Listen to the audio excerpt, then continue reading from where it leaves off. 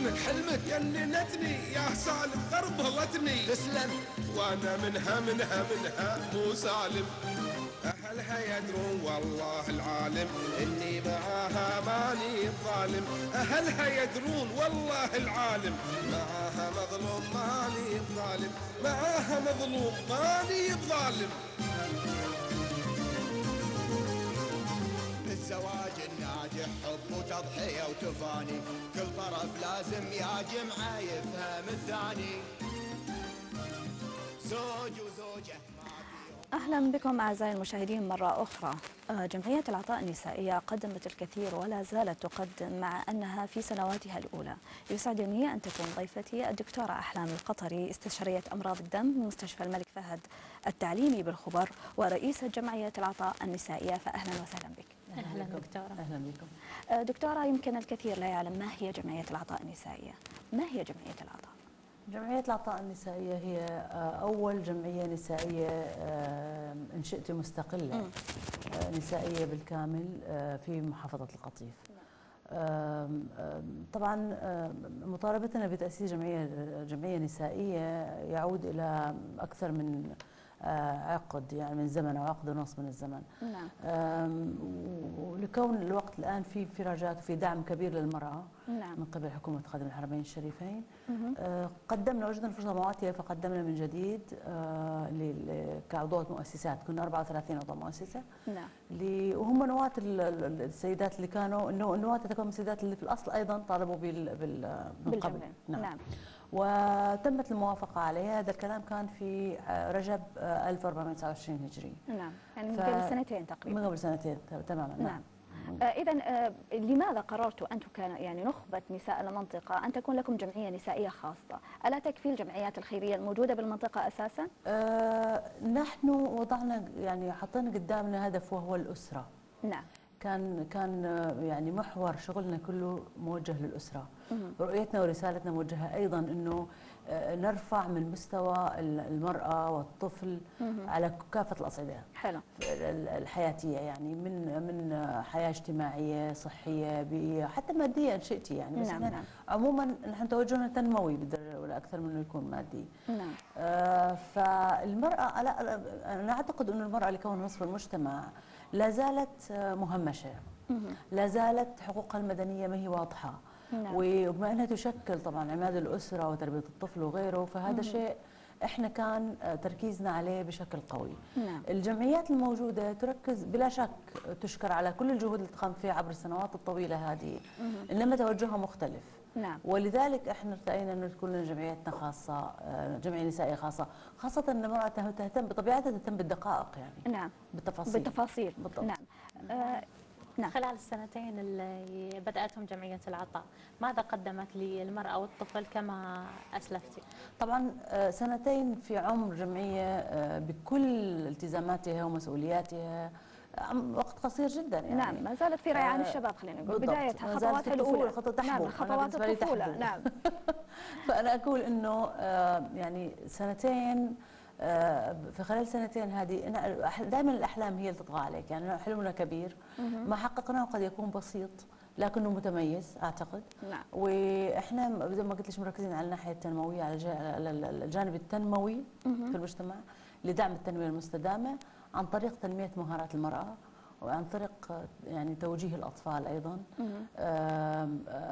ولذلك قد يكون المنجز قليل حقيقة ولكنه متميز. نعم. زي ما قلت لك احنا مركزين على التدريب والتطوير والتأهيل أكثر من أي شيء آخر. نعم.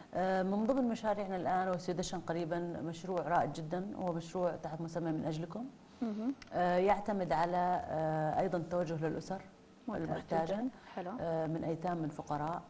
يمكن يكون الدعم المادي لا يشكل هو العصب، انما الدعم التأهيلي. نعم. النفسي الاجتماعي التدريبي للتمكين. نعم. هذا جيد جدا لجعلهم اعضاء فاعلين في المجتمع. نعم.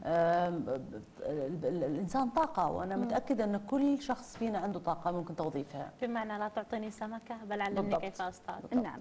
اذا كانت من ابرز فعالياتكم التي اقيمت الاسبوع الماضي هي فعاليات ايام مناهضه العنف ضد المراه والطفل، وهذا يعني نشاط جدا مميز على مستوى المملكه وليس فقط على مستوى المنطقه الشرقيه.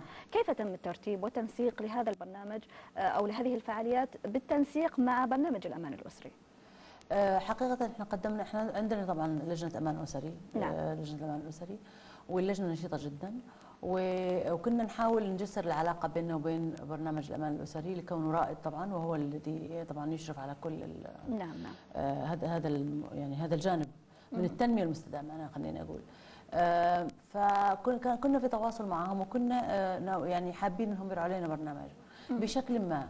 يعني رعايه برنامج كان برنامج بسيط جدا وموجه للاطفال اساسا. نعم. ولكن ارتأت سمو الاميره عادله لكونها نائب رئيس البرنامج الامان الاسري الوطني انها تزور المنطقه ايضا وتشرف على فعاليه من هذا النوع. كان البرنامج حقيقه بالتعاون مع اساسا مع الناشطات في السيدات الناشطات في برنامج الأمان الأسري في الشرقية. نعم، ممتاز. في عضوات موجودات في الشرقية. نعم. فهم هذول اللي قدموا أيضا برنامج علمي متزامنا مع برنامجنا. وارتأت الأميرة أنها يكون في تنسيق بين الجهتين، وأنها تجي تشرفنا في المنطقة وترعى البرنامج. ما هي أبرز النشاطات والفعاليات التي يعني قامت جمعية العطاء بتنظيمها بالتنسيق مع جهات أخرى مثل الأمان الأسري مثلا؟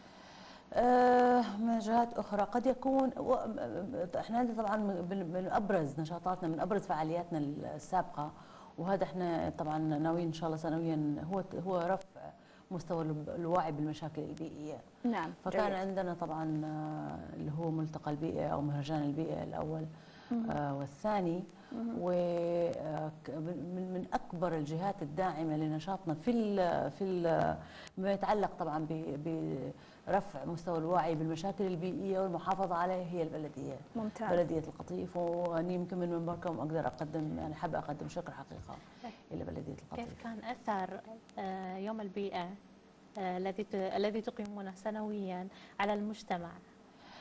قد لا يكون الأثر ملموس لحد مباشرة يعني مباشرة، لكن أنا أعتقد أنه الناس سعيدة بذلك، مرحبة بهكذا نشاط. كثيرات منهم جابوا بناتهم الصغار عشان ينضموا لنا في لجنة الشابات ويكونوا من ضمن يعني المتطوعات أو نعم. المتطوعين. يعني عندنا شباب أيضا ذكور متطوعين. نعم، احنا هذا النشاط أنا أريد أن أسألك عنه دكتورة أحلام. يعني معظم نشاطاتكم مفتوحة على المنطقة بشكل عام. نعم. فكيف تستقطبون المتطوعين والمتطوعات؟ وهذه ميزة في المنطقة الشرقية أنه شبابها مبادرين للتطوع. بالضبط. كيف يتم التنسيق؟ بالضبط. التنسيق هو شيء بسيط جدا. هو دائما أنت يعني كإنسانة راشدة ملمة مطلعة على كل ما يصير في المجتمع وعندك هدف. نعم. لابد أنت تشكلي، أنت لا تتحدثين طبعا. الإيحاءات تكفي. جيد. أنت تمثلي قدوة. نعم، صحيح. لهؤلاء الفتيات. ففي البدايات هم طبعا كان عندهم قابلية، واحنا شجعناهم، ولما جو شافوا نشاطات الجمعيه بمختلف، وحتى شغلنا في اروقه الجمعيه دائما كله ينم عن عمل الفريق الواحد. الاصرار على تحقيق شيء ما في المجتمع. هذا شيء خلق دافعيه لهؤلاء الفتيات انهم ينضموا لنا. فعندنا افواج من الفتيات، طبعا بعضهم يروحوا ينشغلوا بالدراسه ويطلعوا برا يدرسوا، ويجينا فوج اخر. نعم. فهم احنا عندنا استقطبناهم لم نستقطبهم بشيء يغري. نعم. الاغراء جاء عن طريق ايش؟ دخولهم الجمعيه ورؤيتهم لنا كامثله لهم داخل الجمعيه للعمل الجاد. فهذا اللي صار. ويدخلوا لنا طبعا سيدات. احنا عندنا فتيات، نحن شاركنا طبعا في واحدنا فرحانه اللي هو مهرجان العيد. نعم. في عيد الفطر المبارك السابق اللي راح. فايضا استقطبنا كثير من الفتيات الصغيرات بهذه نعم. الطريقه. لدينا اتصال هاتفي، الاستاذ احمد، اهلا وسهلا بك. يا هلا والله. اهلا، حياك الله. احب احييك واحيي ضيفتك الكريمه. الله يحييك يا رب. المنطق يقول انه صناعه تنميه اجتماعيه مستدامه يحتاج لرؤى مدروسه. نعم. ماذا اعددتم من اجل ذلك؟ انا ضيفتكم الكريمه. نعم دكتوره احلام، يمكن لم تسمعك هي، انا مو حاطه سماعه. نعم. الاستاذ احمد يسال انه التنميه المستدامه تحتاج الى خطط. نعم. من يقوم بتنظيمها لكم او تنسيقها؟ شكرا لك استاذ احمد. او اذا عندك اي سؤال اخر. لا شكرا. سؤال جيد. الان هل لديكم خطط؟ نعم لدينا خطط. نحن ايضا بصدد احداث خطط. يعني بعض الخطط احنا مشينا فيها مشوار، بعضها لازلنا في البدايات نضع الخطوط العامه. طبعا هذه كلها تحتاج الى خبره. صحيح. واحنا العاملات في الجمعيه كلنا متطوعات، يعني تخصصاتنا الاساسيه هي تخصصات شتى في مجالات شتى، كل في مجاله، كله في مجال، اقلها المجال الاجتماعي او ما يتعلق نعم. بالتنميه المستدامه او تطوير الكوادر البشريه والموارد البشريه بشكل عام. لكن اطلعنا ايضا على هذه الامور، وايضا تواصلنا مع مستشارين حقيقه في هذا المنحى من معهد الاداره العامه وغيرهم، نستهدي بارائهم، نضع الهيكله للبرامج والاهداف وغيرها كله يعني نحن نضعها ونقوم من قبل هؤلاء المستشارين. نعم. دكتورة أحلام، طبعا أنا عضوة في جمعية العطاء نعم. وأنا فخورة بذلك، لكن توجهتم توجه حالي إلى تدريب العضوات، فهل هذا نوع من التنمية المستدامة ولماذا توجهتم في ذلك؟ بلا شك. نحن طبعا زي ما قلنا نحن متخصصين في مناحي شتى. نعم. فلا بد انه العمل في جمعيه حط يعني رؤيتك ورسالتك تركز على التنميه المستدامه للاسره كمحور الهدف. لابد ان يكون الكوادر هذه لابد انها تكون مؤهله. صحيح. مؤهله لهكذا عمل. يعني لابد على الاقل فهم ما يدور في هذا المجال. نعم. من هذا المنطلق احنا عندنا برنامج نشيط جدا، يعني عندنا لجنه التدريب والتطوير مركز الفانوس جدا نشيط، وبرنامجه حافل، وجانا اطراء عليه ايضا حتى من قبل المسؤولين. نعم. نشاطهم ما شاء الله عليهم نشاطهم جدا نشاط دائم. حتى عندنا الان هدف نحن نكون نشاط على مدى 365 يوم ما شاء الله في السنه القادمه ان شاء الله، ورفعت الخطط الخطط من الان يعني ل 1432. فعندنا طبعا عندنا تدريب للمجتمع، تدريب للسيدات في المجتمع، تدريب للاطفال، تدريب للكوادر لكوادرنا، تدريب للقياده في الجمعيه ايضا، برامج تدريب القياده. ولذلك احنا نركز على تاهيل وتدريب ليس فقط منسوباتنا المتطوعات ولكن ايضا موظفاتنا من سكرتاريه ومحاسبات وغيرها. نعم. دكتورة أحلام، انت اشدتي بدور